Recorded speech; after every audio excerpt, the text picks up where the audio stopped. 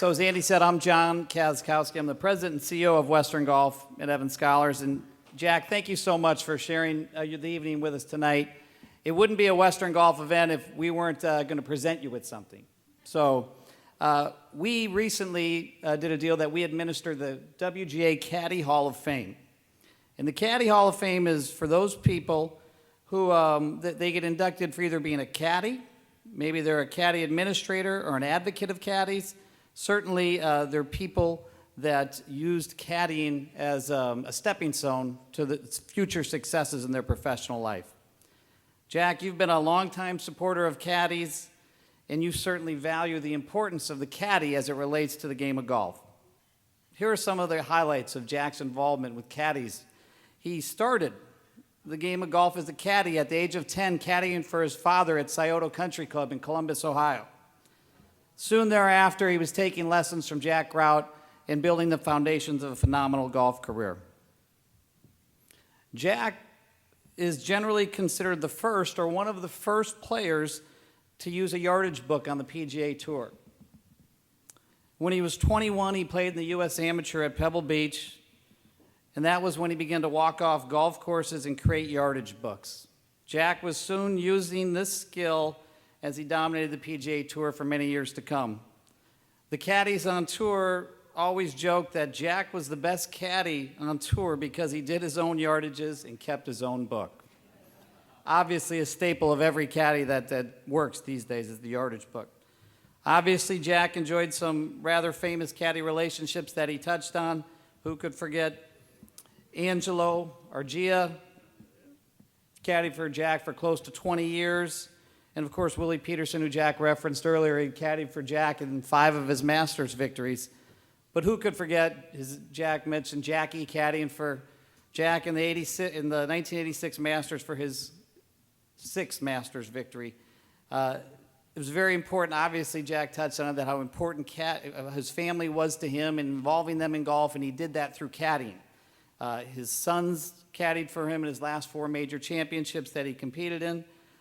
He also has his grandchildren caddy for him at the par 3 tournament at the Masters every year. And as a matter of fact, Jack has even caddied for his own sons and even his grandsons and during their competitive rounds. So, yes, yeah, absolutely.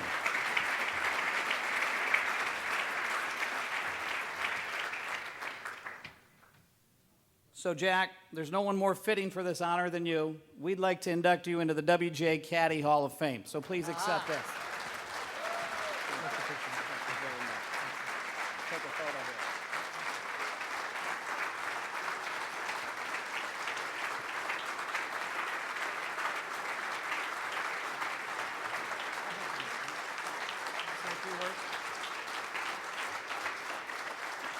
Let me just finish up tonight by saying thank you very much. That's very nice. I did start off caddying for my dad, and I'll tell you that I really wasn't that good a caddy. I remember caddying for my son Gary. Well, this is maybe 20 years ago, and for U.S. Open qualifier. And we went down and we playing, I'm not sure what course it was south of where we live in Florida. And we went down, played a practice round the day before. And the next day we got to the 4th hole on the golf course. And I said, "What do you think it is?" He looked at it and he said, "I think it's a 4-iron." I looked in the bag and I says, "Would you like to play your 4-iron or mine?" 4 strokes. Thanks, good caddy. You didn't. I counted the clubs, but I counted them by 1, 2, 3, 4, not by number.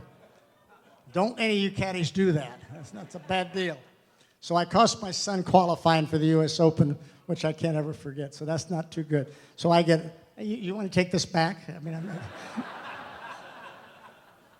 but actually, I've got 2 of my boys with me. They came up with me tonight. Steve is with me, and Michael's with me. And we're heading from here, and it's now Eastern Time, 10 after 10, and we've got to get to Windsor, Canada before midnight, because that's when I can't clear customs after that. And we're going duck hunting for a couple of days, which I'm sure that makes some of the men in here pretty jealous, because we're going to have a good time. The weather's supposed to be perfect for it. But anyway, I really enjoyed being here tonight, and I can't tell you how great it is to see a life of golf and being involved, how you can start as a kid and how it can take you through life, and how you can get an education from it, how you can continue in business, and how you can stay together, how you can work together, and how you can bond together for the rest of your life by this great game. So thank you for having me tonight. It's been a real pleasure and privilege to be here, to be with you. The Western Golf Association to me has always been something very, very special in the game of golf, and will continue to be so because of you all for a long time. Thank you very much.